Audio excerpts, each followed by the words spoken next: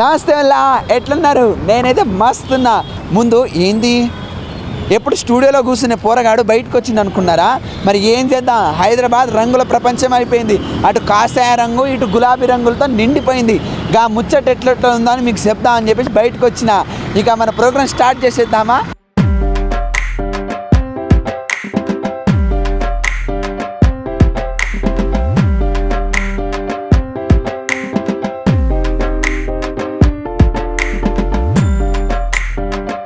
Chat pot ముచ్చట్లు ఈరోజు తీసుకుందాం పబ్లిక్ టాకులు. ఇక ముందైతే ఏడేడ ఎట్లెట్లున్నాయో రంగుల ప్రపంచం చూసుకుందాం. ఆ తర్వాత పబ్లిక్ టాక్లోకి వెళ్ళిపోదాం.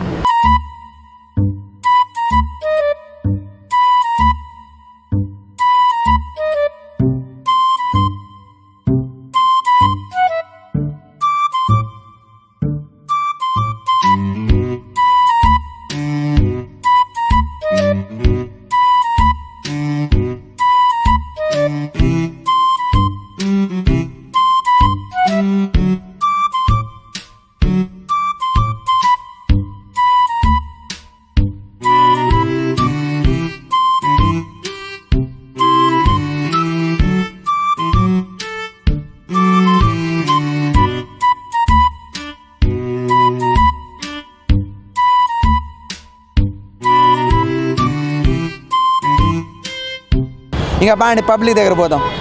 ఇంకా అన్నతో మాట్లాడదాం ఏంది కథ అనేది చెప్పండి. ఇప్పుడు బీజేపీ వాళ్ళు టీఆర్ఎస్ వాళ్ళు పోటీగా అంతా ఫ్లెక్సీలు అవి ఇవి కట్టేసిర్రు. మరి ఎట్లా అనుకుంటున్నారు ప్రజలు దీని మీద? ఎట్లా అనుకునేది ముందు భయ్యా, జరిగేదే కదా ఎప్పుడు ఇది. ఇప్పుడు ఇంకో అన్నతో మాట్లాడదాము. ఇక రైతులకు డబ్బులు ఇచ్చేది ఏం చేసేది ఏం లేదు. ఇక ఫ్లెక్సీలు కట్టి దాంట్లో ప్రభుత్వం అంతా డబ్బులు వేస్ట్ చేస్తుంది అంటున్నారు. మరి ఎంతవరకు చెప్పండి? ఏం లేదు సార్, మాకు కష్టం చేసుకున్న కూలి చేసుకున్న తొలకు మాకు ఏం లేదు గిట్టుబాటు. ఈ రూమ్ల రెంటు ఈ కాపురం మాకేం డబ్బులు ఇస్తలేరు, ఎవరు మాకు ఏం పింఛన్ ఇస్తలేరు. ఆ కరువు పంత పైసలు కేసీఆర్ వేస్తా అంటాడు, వేస్తలేడు. మాకు ఏం చెప్తలేడు, ఏది ఒక్క విషయాన్ని కూడా చెప్తలేడు. బెడ్రూమ్లు ఇప్పిస్తా అన్నాడు, బెడ్రూమ్ లేవు, ఇవి లేవు అవి లేవు, మళ్ళీ ఏది ఒకటి లేదు మాకు. మేము ఇదే బతుకుతున్నాం. మరి అంతా హైదరాబాద్ అంతా ఇప్పుడు బీజేపీ ఇంకా టీఆర్ఎస్ మొత్తం రంగులమయం చేసేసింది. అందరు వస్తున్నారు, మాకు ఎవరు చేస్తలేడు. ఏ పార్టీ వస్తుంది అంటావు? ఏది రాదు, అది ఏది వచ్చేదో ఆ దేవునికి ఎరకాలి. మరి టీఆర్ఎస్ ఏమైనా మంచిగా చేస్తుందంటావా జనాలకు? ఏం చేస్తుందో అది అవి చేసిన వాళ్ళకే చేసింది, అక్కడ చేస్తుంది ఇక్కడ చేస్తుంది. కానీ నార్గల్ జిల్లాలో ఒక పని కూడా అవుతలేదు. మరి ముస్లమ్మ మీకేమైనా చేసిందా? పింఛన్లు అని వస్తున్నాయా? పింఛన్ మాకు రాలేదు సార్, పింఛన్ లేదు ఆయన. కొత్త పింఛన్లు వస్తాయంటున్నారు, మరి వచ్చినాయా?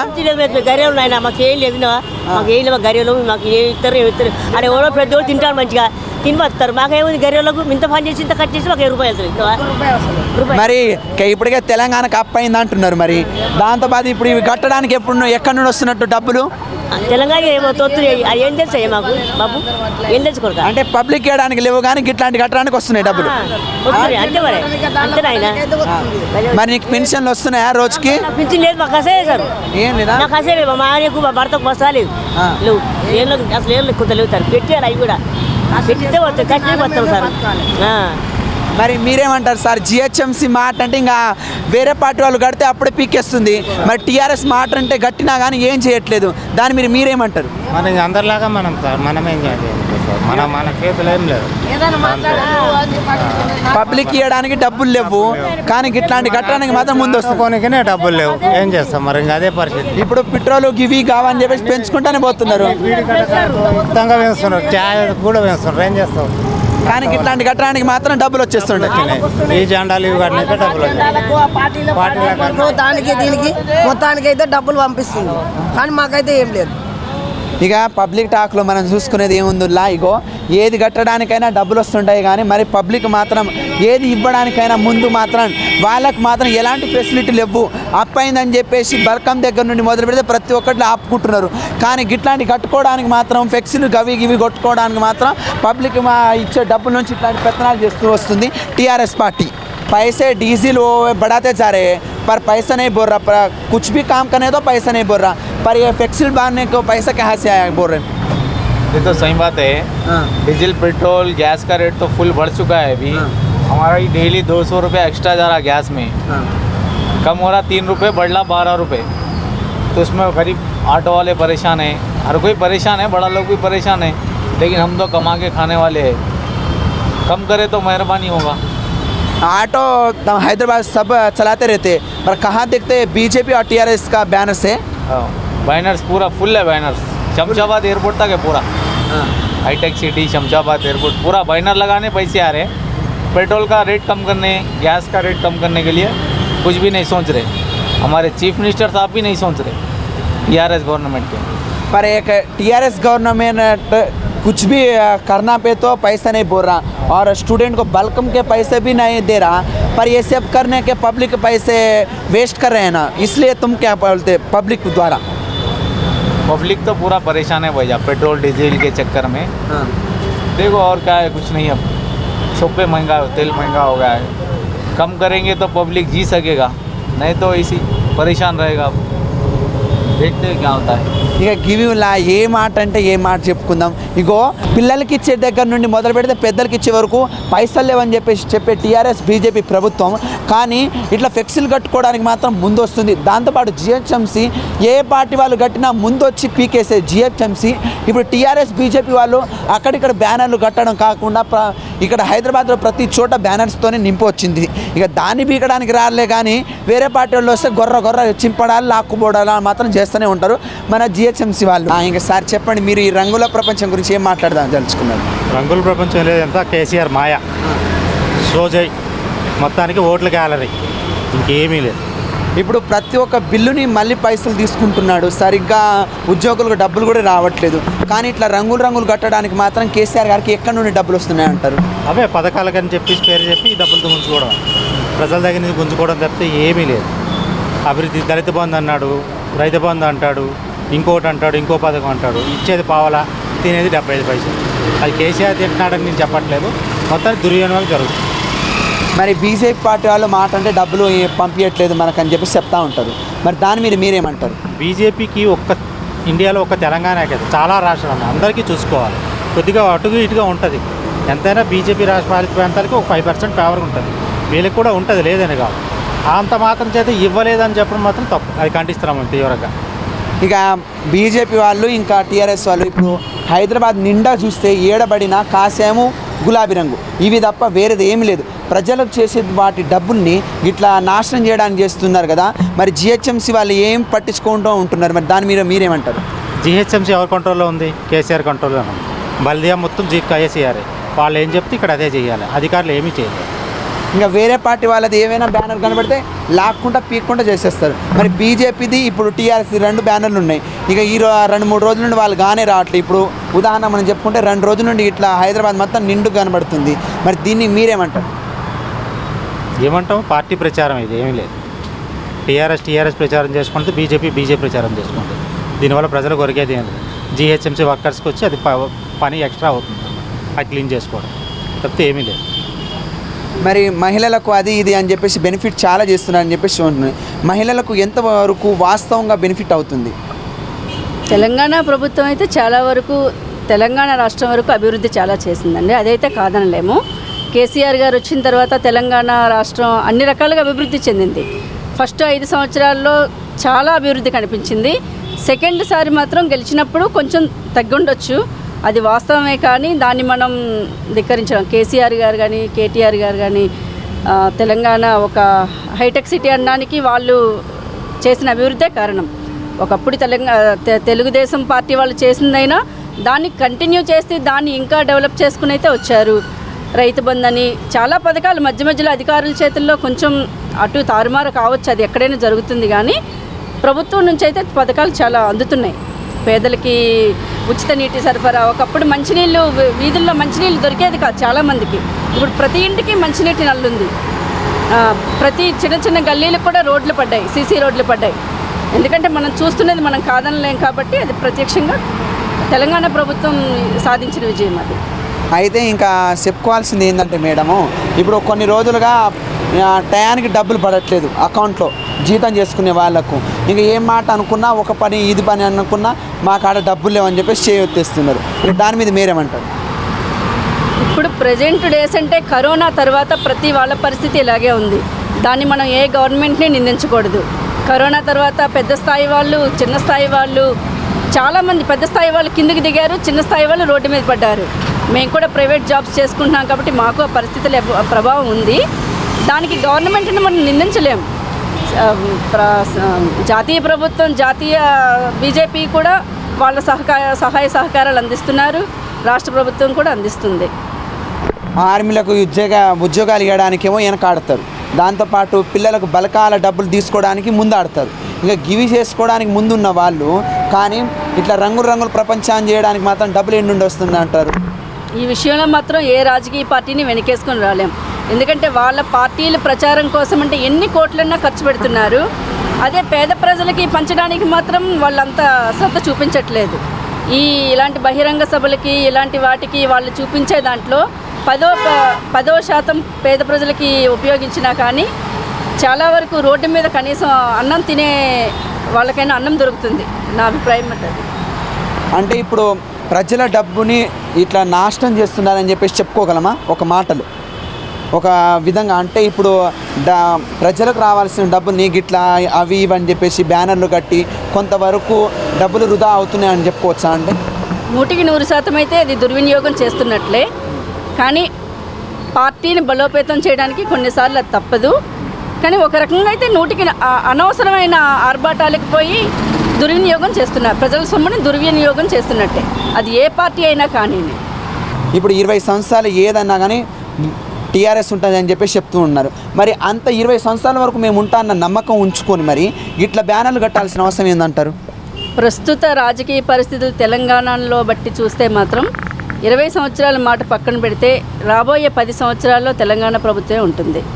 ఇందులో ఒక సామాన్య పౌరురాలిగా నేను చెప్తున్నాను. రాబోయే 10 సంవత్సరాల్లో పక్కా తెలంగాణ ప్రభుత్వం ఉంటుంది. ఎందుకంటే వాళ్ళు చేసిన అభివృద్ధి కానివ్వండి, ప్రజెంట్ వాళ్ళకున్న ఇక్కడ వాళ్ళ కెపాసిటీ కానీ దాన్ని బట్టి టీఆర్ఎస్ ఉంటుందని చెప్పచ్చు.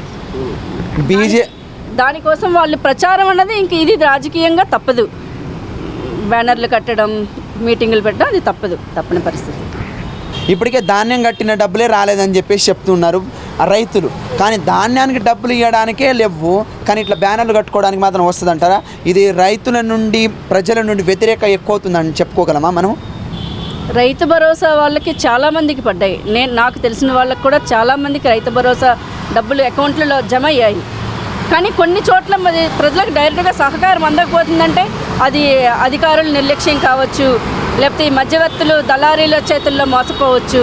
మరి గవర్నమెంట్ కొంతవరకు అయితే చేస్తుంది, దాన్ని ప్రజల వరకు అందేలా చూసుకోవాల్సిన బాధ్యత కూడా గవర్నమెంట్కి ఉంది. అధికారుల్ని కొంచెం గట్టిగా మందలించడం, అది డైరెక్ట్గా ప్రజలకే వెళ్ళేలా అలాంటి మార్గాలు ఏమైనా చూసి ప్రజలకి చేరేలా చూడాలి. ఇక గిది ఈరోజు మనము పబ్లిక్ నుండి తీసుకుంది ఏంటంటే ఏది చేసినా కానీ ప్రభుత్వము ఇక టీఆర్ఎస్ మాత్రం ఇంకో 10 ఏళ్ళు అయితే ఖచ్చితంగా ఉంటుందన్న వాస్తవం అయితే ఇక్కడ మనకు కనబడుతుంది. ఇంకో విషయం ఏంటంటే ఇవి వృధా చేసే డబ్బులు మా తరపున మేమేమంటున్నామంటే కొంచెము పేద ప్రజలకు అక్కడ ఇక్కడ అడుక్కునే వాళ్ళకు కొంచెం సాయం చేస్తే బాగుంటుంది సార్. ఇప్పటికే మీ పార్టీకి ఉన్నంత బలోపేతం ఏ పార్టీ లేదు మన తెలంగాణలో. ఇవి ఆడడానికి పోయి ఇలా డబ్బులు మాత్రం వేస్ట్ చేయకండి సారు. ఇక తెలంగాణ అభివృద్ధి ఇంకా చేయాలని చెప్పేసి మేము మేడం సార్ కోరుకుంటున్నాము. ఇక బీజేపీ వాళ్ళు అంటారా, వాళ్ళు వచ్చినా ఎవరు వచ్చినా కానీ ప్రభుత్వం కోరుకునేది, ప్రజలు కోరుకునేది ఒకటే, అభివృద్ధి. ఇక అన్న వాళ్ళని కూడా అడుగుదాము. సరే, ఇప్పుడు అన్న బీజేపీ వచ్చేమో తెలంగాణలో వచ్చి ఇంకా పార్టీ పెట్టి మేము ముందు వస్తున్నాం అని చెప్పి ప్రతిపక్షంలో మేము ముందున్నా అని చెప్పేసి ఇక్కడ మీటింగ్ల మీద మీటింగ్లు చేస్తూ ఉన్నారు. మరి బీజేపీ హవా ఉందంటారా తెలంగాణలో? బీజేపీ తెలంగాణలో అస్సలు లేవు. ఎందుకు అంటే స్టార్టింగ్ నుంచి కేసీఆర్ సార్ ఉన్నది తెలంగాణలో. తెలంగాణ తెచ్చిందా కేసీఆర్ సారే, అధికారం ఉన్నది కేసీఆర్ సార్కి. బీజేపీకి ఏం లేవు, ఓన్లీ ఇది అమ్మాలి, అది అమ్మాలి, అదే మాట చేయాలి, అబద్ధం చెప్పాలి, ఇంకా ఏం లేవు బీజేపీ దగ్గర. ఇవి తెలంగాణ కేసీఆర్ అడ్డా, ఇంకా ఎవరు లేవు ఇక్కడ. ఇక హైదరాబాద్ని అయితే ఒకవైపు బీజేపీ వాళ్ళు, ఇంకోవైపు టీఆర్ఎస్ వాళ్ళు రంగులమయం చేసారు. ఇంకా దీని మీద మీరేమంటారు? చేసినా అంటే మా ప్రోగ్రామ్ సెట్ అయిందా, యశ్వంత్ సిన్హా వచ్చిందా, మేము సపోర్ట్ చేస్తున్నా, ఓపెన్ చేస్తున్నా సపోర్ట్. దానికోసం మేము మొత్తం రెడీ చేసిన ప్లాన్ అయిందా. వాళ్ళ లెక్క 1 month నుంచి అక్కడి నుంచి వచ్చి ఇక్కడ మొత్తం ఆ సీఎం ఈ సీఎం వచ్చి అక్కడ పోతా ఇక్కడ పోతా అని హిందూ ముసల్మాన్ల మొత్తం గొడవ పెడుతున్నా. ఇండియా మొత్తం అట్లానే ఉన్నది, ఒక్క తెలంగాణ మనకి పీస్ఫుల్ ఉన్నది. ఇప్పుడు ప్రతి ఒక్క పార్టీ ఎక్కడున్నా కానీ ఎక్కడ పుట్టినా కానీ ఒక్కటే తెలంగాణలో వచ్చి పార్టీ పెట్టాలా, అంటే అభివృద్ధిలో ముందుంది కాబట్టి తెలంగాణ మీద దాడి చేస్తున్నారని కేసీఆర్ అంటున్నారు. మరి అది ఎంతమంత వాస్తవం? 100% రైట్ చెప్తున్నా కేసీఆర్ సార్. ఎందుకు అంటే మనకి మిషన్ భగీరథ చేసిందా, ఐటీ బిజినెస్ ఇంత వచ్చిందా, సిటీ ఎట్లా డెవలప్ అవుతుందా, మొత్తం యూపీ నుంచి అక్కడి నుంచి వచ్చి ఇక్కడ బతుకుందా. దానికోసం ఫోకస్ మొత్తం మోదీ ఫోకస్ ఏమైంది అంటే కేసీఆర్ ఫ్యూచర్లో ఏదైనా పిఎం అవుతా, దానికోసం వాళ్ళు ఇది చేస్తున్నా మోదీ. ఇంకా ఏం లేవు మోదీకి, భయం పడుతున్నా మోదీకి. తెలంగాణలో కాదు మొత్తం ఇండియాలో ఒక్కటే సీఎం ఉన్నది కౌంటర్ ఇచ్చేనికి, ఆ ఉన్నది కేసీఆర్ సార్. అంటే ఇప్పుడు మాట అంటే ఇప్పుడు కేసులు పెడతాం అది పెడతాం అని చెప్పి కేసీఆర్ మీద అంటున్నారు. ఇక దాని మీద మీరేమంటారు? కేసీఆర్ సార్కి ఇవి కేసు మొత్తం కొత్తగా ఏం లేవు. తెలంగాణ మూమెంట్లో కాంగ్రెస్ వాళ్ళ ఆల్ పార్టీ వాళ్ళకి చాలా కేసు పెట్టిందా, మొత్తం కేసు పెట్టిందా, మొత్తం చేసిన ఇవి మొత్తం ఏం కొత్తది లేవు కేసీఆర్ సార్కి. తెలంగాణ తెచ్చిందా, బంగారు తెలంగాణ పెడుతున్నా, అది కూడా చేద్దాం. ఇక పబ్లిక్ ఇవ్వడానికి డబ్బులు లేవు, ఏ పనులు చేయడానికి కూడా డబ్బులు లేవు, కానీ గిట్లాంటి అందంగా డెకరేషన్ చేయడానికి బ్యానర్లు కట్టడానికి గివే నుండి వస్తున్నాయి ప్రభుత్వానికి డబ్బులు. మరి ఎవరు చెప్తా డబ్బులు లేవు అని? డబ్బులు ఉన్నది, డబ్బులు చేస్తున్నా, కొంచెం అటు ఇటు చేస్తున్నా. ఎవరు చెప్తున్నా డబ్బులు లేవు అని? మోదీతో ఏదైనా ఎల్ఐసి అమ్ముతున్నా ఇక్కడ కేసీఆర్, ఏదైనా అడానీకు అమ్ముతున్నా, ఏం అమ్ముతా లేవు, మొత్తం చేస్తున్నా. మిడిల్ క్లాస్ వాళ్ళకి కూడా చేస్తున్నా, గవర్నమెంట్ డ్యూటీ వాళ్ళకి కూడా చేస్తున్నా. ఉట్టిగా ఏమంటే లూజ్ స్టాక్ చేయాలి, ఏం లేవు వాళ్ళకి. ఇంత ఫాస్ట్ పోతున్నా తెలంగాణలో కార్, దానికోసం ఏదైనా చేయాలి. ఇది అబద్ధం మాటలు. బీజేపీ ఏమో తెలంగాణకు డబ్బులు ఇవ్వడానికి డబ్బులు లేవు, కానీ తెలంగాణలో వచ్చి బ్యానర్లు కట్టడానికి మాత్రం డబ్బులు వచ్చినాయి. ఇవి నుండి వచ్చినాయి అంటాం. ఇదంతా దొంగ రాజకీయాలు చేస్తున్నారన్న మాటలు కూడా వస్తున్నాయి. ఇవి ఎంతవరకు వాస్తవం అంటారు? ఇది 100% రైట్. ₹1 బీజేపీ వాళ్ళు తెలంగాణకి ఏ బడ్జెట్లో ఇవ్వలే. బ్యానర్ పెడుతున్నా, అది పెడుతున్నా. బండి సంజయ్ గారికి ఏం తెలుసులేవు, మాటలు కూడా సరిగా రాలేవు ఆయనకి. ఏదైనా అదురేషంలో జాక్పాట్లా వచ్చేసిన ఎంపీ, ఇప్పుడు ఏదైనా హడావుడి చేస్తున్నా, ఇంకా ఏం లేవు. ఇప్పుడు ఒకలా తెలంగాణలో బీజేపీ వచ్చిందనుకోండి, ఇక అభివృద్ధిలో ముందుంటుందా, లేకపోతే గిట్లా బ్యానర్లు కట్టి సోకులు చూపిస్తూ ఉంటారంటారా? ఇప్పుడు వచ్చే సీట్ కూడా ఏం ఉండదు బీజేపీ నెక్స్ట్ వచ్చే ఎలక్షన్లో. బస్ ఉట్టి మాటలే బీజేపీకి, ఇంకా ఏం లేదు. ఇంకో 20 ఏళ్ల వరకు కూడా టీఆర్ఎస్ ఉంటుంది తెలంగాణలో అని చెప్పేసి చెప్తా ఉంటారు ఏ మీటింగ్ పెట్టుకున్నా. అది వాస్తవమే అంటారా? 100% కరెంట్ టీఆర్ఎస్లోనే వస్తుంది. ఎందుకంటే టీఆర్ఎస్ చాలా డెవలప్మెంట్ పని చేసినారు.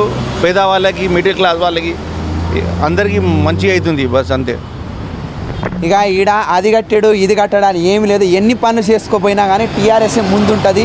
బీజేపీ వాళ్ళు ఎన్ని బ్యానర్లు కట్టుకున్నా ఏం చేసినా కానీ టీఆర్ఎస్ని ఏ మోడగా ఏమి చేయలేరని చెప్పేసి ఇప్పుడే మనం ముందే అన్న వాళ్ళు చెప్పిర్రు. ఇక గిదుల్లా ఈరోజు ముచ్చట, ఇంకా వచ్చే వారము మంచి మంచి ముచ్చటతో మళ్ళీ వస్తాం. అప్పటివరకు శనార్థం.